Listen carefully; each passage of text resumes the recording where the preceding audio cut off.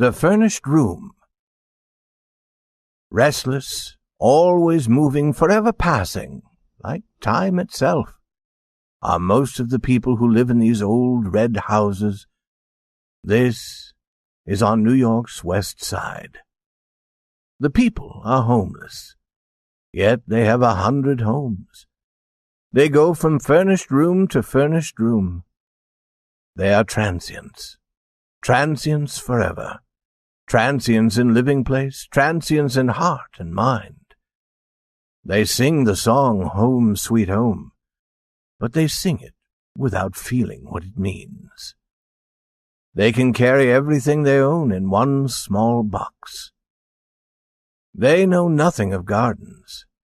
To them, flowers and leaves are something to put on a woman's hat. The houses of this part of the city have had 1,000 people living in them. Therefore, each house should have 1,000 stories to tell. Perhaps most of these stories would not be interesting. But it would be strange if you did not feel in some of these houses that you were among people you could not see. The spirits of some who had lived and suffered there must surely remain, though their bodies had gone. One evening a young man appeared, going from one to another of these big old houses, ringing the doorbell. At the 12th house, he put down the bag he carried. He cleaned the dust from his face. Then he touched the bell. It sounded far, far away, as if it were ringing deep underground. The woman who owned the house came to the door. The young man looked at her. He thought that she was like some fat, colorless, legless thing that had come up from a hole in the ground, hungrily hoping for something or someone to eat. He asked if there was a room that he could have for the night. "Come in," said the woman. Her voice was soft, but for some reason he did not like it. "I have the back room on the 3rd floor. Do you wish to look at it?" The young man followed her up. There was little light in the halls. He could not see where that light was coming from. The covering on the floor was old and ragged. There were places in the walls made, perhaps, to hold flowering plants. If this were true, the plants had died long before this evening. The air was bad. No flowers could have lived in it for long. "This is the room," said the lady in her soft, thick voice. "It's a nice room. Someone is usually living in it. I had some very nice people in it last summer. I had no trouble with them. They paid on time. The water is at the end of the hall. Sprouse and Mooney had the room for 3 months. You know them? Theater people. The gas is here. You see, there's plenty of space to hang your clothes. It's a room everyone likes. If you don't take it, someone else will take it soon." "Do you have many theater people living here?" asked the young man. "They come and they go. Many of my people work in the theater. Yes, sir. This is the part of the city where theater people live. They never stay long any place. They live in all the houses near here. They come and they go." The young man paid for the room for a week. He was going to stay there, he said, and rest. He counted out the money. The room was all ready, she said. He would find everything that he needed. As she moved away, he asked his question. He had asked it already 1,000 times. It was always there, waiting to be asked again. "A young girl, Eloise Vashner. Do you remember her? Has she ever been in this house? She would be singing in the theater, probably. A girl of mid-height, thin, with red gold hair, and a small dark spot on her face near her left eye. No, I don't remember the name. Theater people change names as often as they change their rooms. They come and they go. No, I don't remember that one." No. Always no. He had asked his question for 5 months, and the answer was always no. Every day he questioned men who knew theater people. Had she gone to them to ask for work? Every evening he went to the theaters. He went to the good theaters and to bad ones. Some were so bad that he was afraid to find her there. Yet he went to them, hoping. He who had loved her best had tried to find her. She had suddenly gone from her home. He was sure that this great city, this island, held her. But everything in the city was moving, restless. What was on top today was lost at the bottom tomorrow.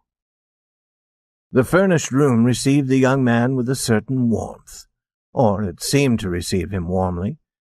It seemed to promise that here he could rest. There was a bed, and there were 2 chairs with ragged covers. Between the 2 windows there was a looking-glass about 12 inches wide. There were pictures on the walls. The young man sat down in a chair, while the room tried to tell him its history. The words it used were strange, not easy to understand, as if they were words of many distant foreign countries. There was a floor covering of many colors, like an island of flowers in the middle of the room. Dust lay all around it. There was a bright wallpaper on the wall. There was a fireplace. On the wall above it, some bright pieces of cloth were hanging. Perhaps they had been put there to add beauty to the room. This they did not do. And the pictures on the walls were pictures the young man had seen 100 times before in other furnished rooms. Here and there around the room were small objects forgotten by others who had used the room. There were pictures of theater people, something to hold flowers, but nothing valuable. One by one the little signs grew clear. They showed the young man the others who had lived there before him. In front of the looking-glass there was a thin spot on the floor covering. It told him that women had been in the room. Small finger marks on the wall told of children trying to feel their way to sun and air. A larger spot on the wall made him think of someone in anger throwing something there. Across the looking-glass some person had written the name Marie. It seemed to him that those who had lived in the furnished room had been angry with it, and had done all they could to hurt it. Perhaps their anger had been caused by the room's brightness and its coldness, for there was no true warmth in the room. There were cuts and holes in the chairs and in the walls. The bed was half broken. The floor cried out as if in pain when it was walked on. People for a time had called this room home, and yet they had hurt it. This was a fact not easy to believe, but perhaps it was, strangely, a deep love of home that was the cause. The people who had lived in the room perhaps never knew what a real home was, but they knew that this room was not a home. Therefore their deep anger rose up and made them strike out. The young man in the chair allowed these thoughts to move one by one, softly through his mind. At the same time, sounds and smells from other furnished rooms came into his room. He heard someone laughing in a manner that was neither happy nor pleasant.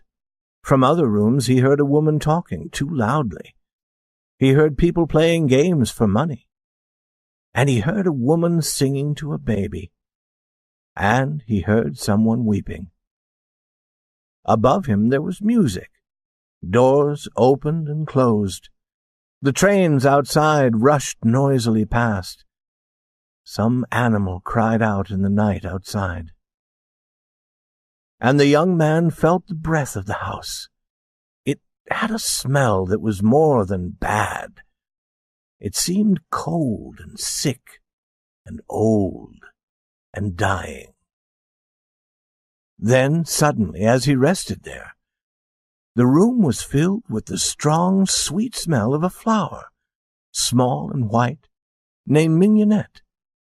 The smell came so surely and so strongly that it almost seemed like a living person entering the room. And the man cried out aloud, "What, dear?" as if he had been called. He jumped up and turned around. The rich smell was near and all around him. He opened his arms for it. For a moment he did not know where he was or what he was doing. How could anyone be called by a smell? Surely it must have been a sound. But could a sound have touched him? "She has been in this room," he cried, and he began to seek some sign of her. He knew that if he found any small thing that had belonged to her, he would know that it was hers. If she had only touched it, he would know it. This smell of flowers that was all around him, she had loved it and she had made it her own. Where did it come from? The room had been carelessly cleaned. He found many small things that women had left. Something to hold their hair in place, something to wear in the hair to make it more beautiful, a piece of cloth that smelled of another flower, a book. Nothing that had been hers. And he began to walk around the room like a dog hunting a wild animal. He looked in corners. He got down on his hands and knees to look at the floor. He wanted something that he could see. He could not realize that she was there, beside, around, against, within, above him, near to him, calling him. Then once again he felt the call. Once again he answered loudly, "Yes, dear," and turned wild-eyed to look at nothing. For he could not yet see the form and color and love and reaching arms that were there in the smell of white flowers. Oh God, where did the smell of flowers come from? Since when has a smell had a voice to call? So he wondered and went on seeking. He found many small things left by many who had used the room. But of her who may have been there, whose spirit seemed to be there, he found no sign. And then he thought of the owner. He ran from the room with its smell of flowers, going down and to a door where he could see a light. She came out. He tried to speak quietly. "Will you tell me," he asked her, "who was in my room before I came here?" "Yes, sir, I can tell you again. It was Sprowls and Mooney, as I said. It was really Mr. and Mrs. Mooney, but she used her own name. Theater people do that." "Tell me about Mrs. Mooney. What did she look like?" "Black-haired, short and fat. They left here a week ago." "And before they were here?" "There was a gentleman, not in the theater business. He didn't pay. Before him was Mrs. Crowder and her 2 children. They stayed 4 months. And before them was old Mr. Doyle. His sons paid for him. He had the room 6 months. That is a year, and further, I do not remember." He thanked her and went slowly back to his room. The room was dead. The smell of flowers had made it alive, but the smell of flowers was gone. In its place was the smell of the house. His hope was gone. He sat looking at the yellow gaslight. Soon he walked to the bed and took the covers. He began to tear them into pieces. He pushed the pieces into every open space around the windows and door. No air now would be able to enter the room. When all was as he wished it, he put out the burning gaslight.